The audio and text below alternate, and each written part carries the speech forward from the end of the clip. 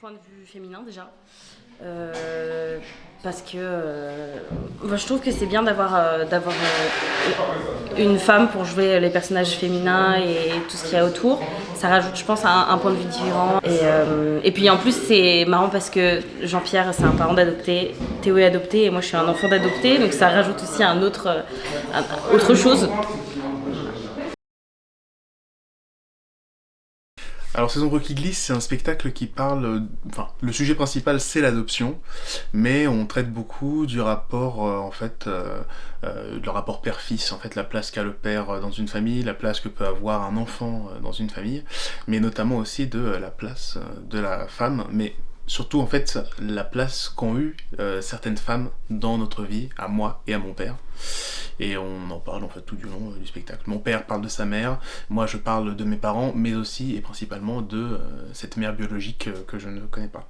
Alors, le spectacle, il parle de la famille, il parle des rapports avec ses parents, des rapports avec ses enfants, il parle de l'adoption, donc les rapports par rapport à ses parents biologiques et ses parents adoptifs.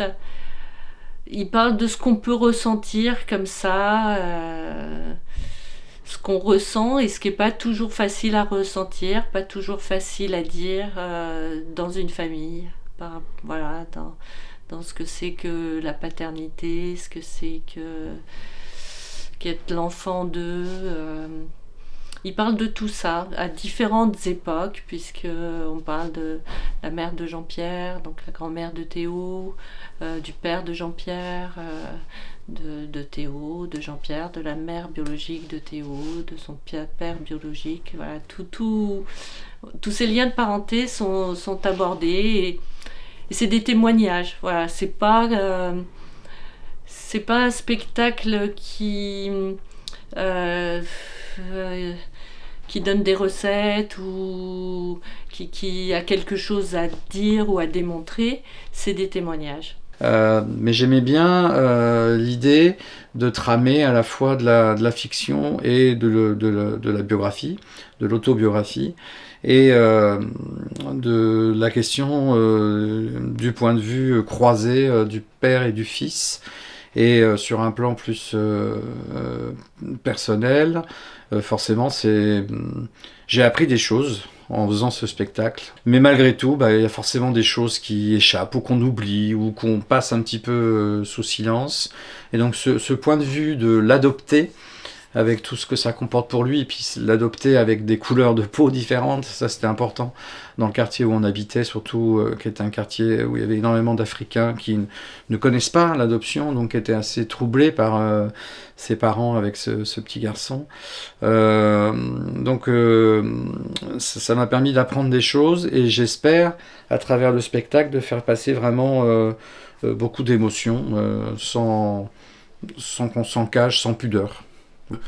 Cette chose, enfin disons que c'est très mystique en fait l'adoption, parce que à la fois on en parle très peu, alors qu'en fait c'est un sujet qui touche quand même une partie de la population, pas toute bien évidemment, mais on aborde en fait tous ces questionnements là d'identité, de questions de en fait moi qui je suis, parce que j'ai été adopté, mais derrière ça j'ai aussi une maman biologique, donc du coup en fait de qui suis-je le fils, c'est des questions qui reviennent un peu en thématique dans la pièce.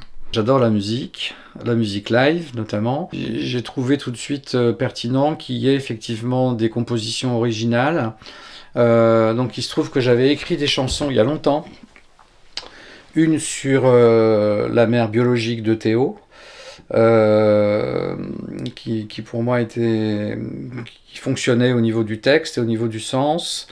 Et puis d'autres qui étaient plutôt sur notre démarche d'adoption, sur lui, son arrivée, etc. Et Salomé et moi, on a fait plus la composition musicale, elle au ukulélé et moi à la basse. C'est deux instruments qui se marient plutôt bien. Donc du coup, en fait, c'est des moments où on se posait à la table et on se disait, ok, c'est parti, on essaie de... soit sur une mélodie ou soit sur un petit truc, etc. Et puis comme elle et moi, on bosse sur un autre spectacle sur l'adoption, mais plus pour les enfants, où on fait aussi un duo basse-ukulélé. Ça fait que du coup on avait plutôt des prédispositions à se dire ok en fait ça passe bien et puis du coup on peut faire ceci ça. On a des moments aussi qui sont a cappella où Salomé et moi on chante tous les deux et il y a soit un petit tambourin qui nous accompagne pour le rythme, ou sinon des fois je suis a cappella derrière pour des petits moments. Et les chansons en fait elles sont là un peu, c'est un peu terrible ce que je veux dire, mais un peu à la manière d'un Disney ou autre, c'est des chansons qui sont interprétées, et c'est des chansons surtout qui vont soit amener les personnages à montrer un peu plus où ils en sont précisément à tel moment dans le spectacle, ou soit qui vont conduire à l'avancement de la pièce. Enfin, il y a ce côté-là où les musiques, elles accompagnent vraiment, elles sont pas juste en mode il y a le spectacle, puis d'un coup, pouf, pause musicale, puis ensuite on reprend le spectacle à côté. Moi je sais que mon influence elle est beaucoup sur la musique de Rebecca Sugar, qui fait beaucoup de trucs au ukulélé. Je pense que c'est teinté de ça. Parce que en plus Rebecca Sugar elle met beaucoup de... C'est la créatrice d'une série animée qui s'appelle Steven Universe. Et en fait ça parle beaucoup de trucs très personnels, c'est beaucoup des chansons au ukulélé très introspectives, sur la santé mentale, plein de choses comme ça. Et je pense que c'est beaucoup inspiré de ça.